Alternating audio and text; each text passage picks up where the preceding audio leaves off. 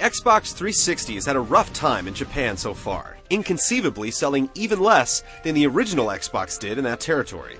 Hope has been on the horizon for some time, with Hironobu Sakaguchi starting his own studio to create RPGs for the market under the guise of Mistwalker. The first game on the studio's docket, Blue Dragon, was just released in Japan, spurring sales of the console and generating interest among the otaku. The big question is whether it will stir things up stateside, and we picked up the import to find out.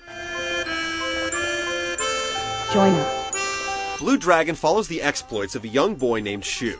He lives in a dust-blown village where an oppressive darkness has a habit of showing up on a regular basis.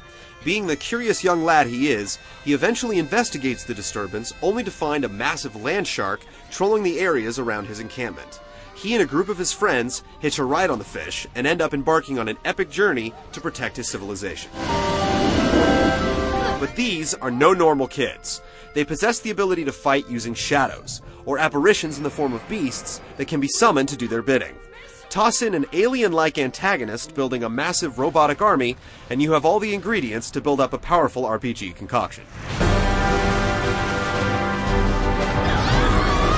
Blue Dragon is very much a typical Japanese role-playing game with a few twists. The battles are turn-based, though you won't be randomly attacked by unseen foes. You guide Shu through the environments, and you have the ability to choose which enemies you want to fight. Though be warned, one enemy often represents a multitude of creatures that you have to take down. The overworld, and more specifically how you enact battle, is one of the more unique aspects of the game. You can run around the environments in complete control of Shu, and you can even have simple attacks that you can use to get a jump on your enemies.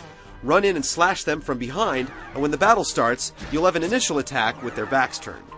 You can also search chests and other objects for items. There's also a zone of influence that you can enact by pulling the right trigger. Any enemies trapped inside the circle will then be sent into battle. There are two strategies that this creates. First, it's an easy way to fight a lot of enemies at once, eliminating running around fighting them individually. And second, some creatures don't get along all that well, and will actually fight each other, saving you the hassle. Once locked in combat, battle mechanics and setting up your characters is pretty in-depth. Aside from the very outset of the game, your characters do not physically fight themselves. Instead, they have shadow monsters that handle all the action. Each character has a different animal type, with Shu's alter ego being a dragon. Shadows can be customized by designating them as one of several categories. They can be changed at any time, but obviously, the longer you stick with a particular category, the more spells and abilities your shadow will accumulate. You can also customize each party member with jewelry that you find hidden in chests or are given as bounty after a battle. These trinkets, such as necklaces, bracelets, and the like, will then boost your character's abilities in attack, defense, etc. Combat is mostly about timing. You can set the combat order for your party members, and then the overall combat order for party members and monsters is displayed at the top of the screen.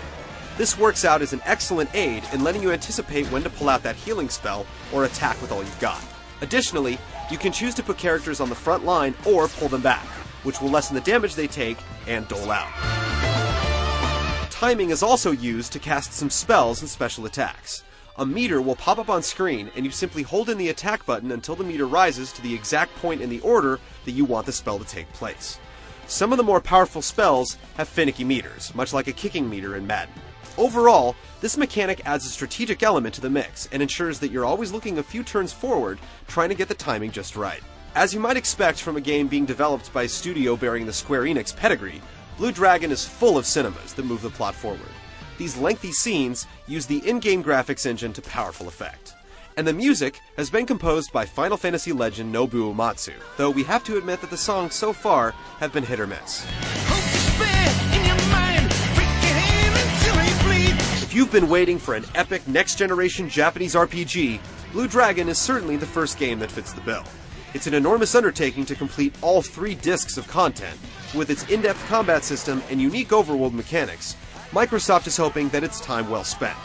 One thing's for sure, more games like this will certainly help the console in Japan.